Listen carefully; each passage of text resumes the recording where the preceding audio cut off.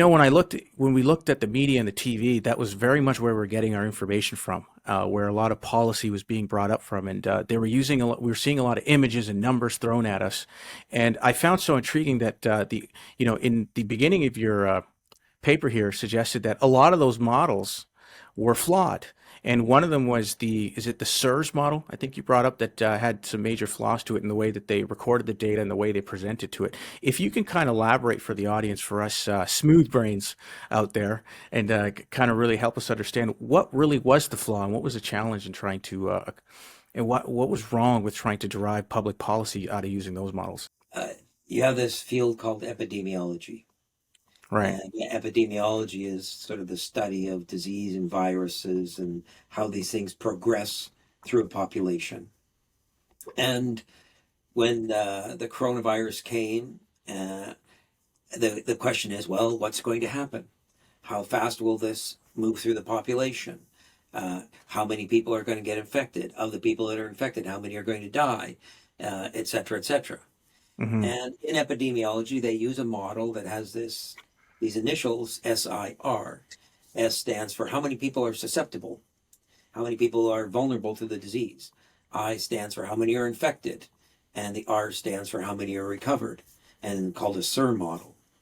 And so they use this SIR model to estimate what we call a counterfactual. The counterfactual is what's going to happen if we don't do anything. What would happen if we do policy X? What will happen if we do policy Y? And these models, are fundamentally flawed when they're applied to human beings. Now, I'm not an epidemiologist. I'm an economist. So you might say, what's my expertise? But, an economist, like an epidemiologist, we're really, part of our training is in applied mathematics. And so there's nothing special about these models. They're just a series of equations. And if you understand equations, you can understand these models. So it's no problem for an economist to look at the model. So these models have all kinds of problems. I'll briefly mention a couple, but I'll focus in on the major one. Mm-hmm. So these models have what are called parameters. These are values, assumptions that they have to make. One of the assumptions that they have to make is, for example, how many people are susceptible. And these models assumed that everybody was susceptible, that this was a completely novel virus and nobody had any immunity, when in fact we learned pretty quickly that lots, maybe 40% of the population was already had enough T cells from previous related viral infections that made them immune. They assumed that if you got infected, there was some probability of dying, and they assumed that this probability was the same for everyone, when in fact it absolutely was not. And they assumed that this probability on average was 0.9%, which was about 9 times too high. So they were assuming too many people would die. And then there was another parameter assumption that turned out to be really critical. It's called the reproduction number. This is the R value. This is if I infect you, how many people will you infect? And it assumed basically, I think it was 2.5. So for every if you get infected, you'll infect 2.5 people. Right. With a number like 2.5, the virus just explodes in the population. All of that number turned out to be what we would say endogenous, and it very quickly went to 1, which we can talk about, and the reason why. So on the one hand, the model was sort of rigged right from the beginning to come up with numbers that were really big. Right. But here's the biggest problem, and this is going to be true about every kind of model, whether it's coming from a physicist, a biologist, an epidemiologist, a medical doctor, or whatever.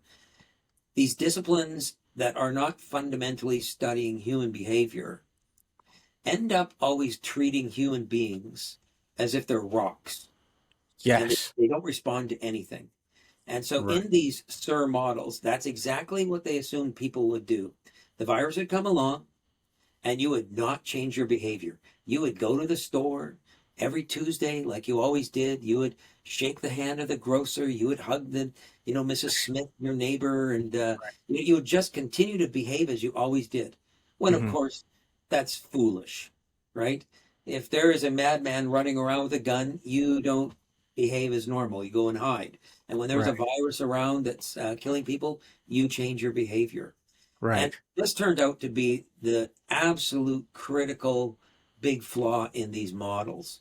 So the model that got most of the attention early on was a model that came out of the Imperial College of London, developed by a physicist who turned epidemiologist, a guy named Ferguson. And that model for Canada predicted in March of 2020, it predicted that by July of 2020, just 3 months away, Mm-hmm. there would be 266,000 people killed by the virus if we did nothing. Right. Now, just think about that for a minute. That's an incredible number of people. 100%.